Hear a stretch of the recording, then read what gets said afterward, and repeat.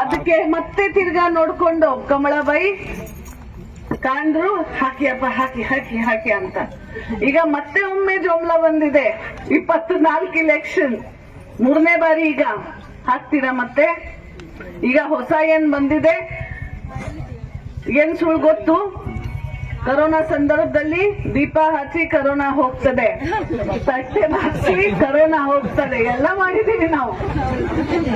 ಈಗ ಹೊಸ ಒಂದ್ ಇಲೆಕ್ಷನ್ ಬಂದ್ಮೇಲೆ ಒಂದ್ ಹೊಸ ಜುಮ್ಲಾ ಬೇಕೋನಾ?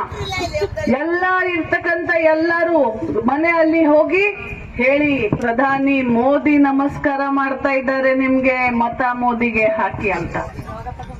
ಈಗ ಹೇಳಿ ಪುಣ್ಯಾತ್ಮಗೆ, ಇಲ್ಲಿ ದೇವ್ರಿಗೆ ನಮಸ್ಕಾರ ಮಾಡಿ ಬೇಡಿಕೆ ಹಾಕಿ 21 ತೆಂಗಿನಕಾಯಿ ಇಟ್ಟು ದೇವ್ರು ಎಲ್ಲ ಕೊಡ್ತಾ ಇಲ್ಲ ನಮ್ಗೆ.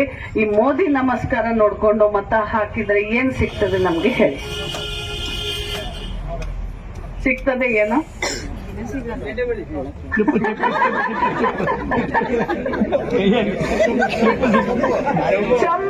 ಚಂಬು ಖಾಲಿ ಚಂಬು ಸಿಗ್ತದೆ ಮತ್ತೆ. ಸೊ ಅದಕ್ಕೆ ದಯವಿಟ್ಟು ಸಾಕಾಗಿದೆ ಈ ಜುಮ್ಲಾಬಾಜಿ, ಸುಳ್ಳು ಹೇಳೋದು ಬಿಜೆಪಿ ಎಲ್ಲ ನಾಯಕರದು. ಈ ಬಾರಿ ದಯವಿಟ್ಟು ಯಾರು ನಿಮ್ಗೋಸ್ಕರ ಕೆಲಸ ಮಾಡ್ತಾರೆ, ಯಾರು ನಿಮ್ ಮನೆ ನಡೆಸ್ಲಿಕ್ಕೆ ನಿಮ್ಗೆ ಸಹಾಯ ಮಾಡ್ತಾ ಇದ್ದಾರೆ, ಯಾರು ನಿಮ್ ಮಕ್ಕಳು ಭವಿಷ್ಯಕ್ಕೋಸ್ಕರ ಏನಂತ ಕಷ್ಟಪಟ್ಟು ನಿಮ್ಗೆ ಸಹಾಯ ಮಾಡ್ಲಿಕ್ಕೆ ಮುಂದೆ ಬರ್ತಾ ಇದ್ದಾರೆ ಅಂತ ಸಿದ್ದರಾಮಯ್ಯ ಸರ್ಕಾರ, DK ಶಿವಕುಮಾರ್ ಸರ್ಕಾರ, ಕಾಂಗ್ರೆಸ್ ಪಕ್ಷಕ್ಕೆ ತಾವು ಎಲ್ಲರೂ ಮತ ಹಾಕಿ ಅಂತ ಕಳಕಳಿಯಿಂದ ಕೈ ಮುಗಿದು ವಿನಂತಿ ಮಾಡಲಿಕ್ಕೆ ಬಯಸ್ತೀನಿ.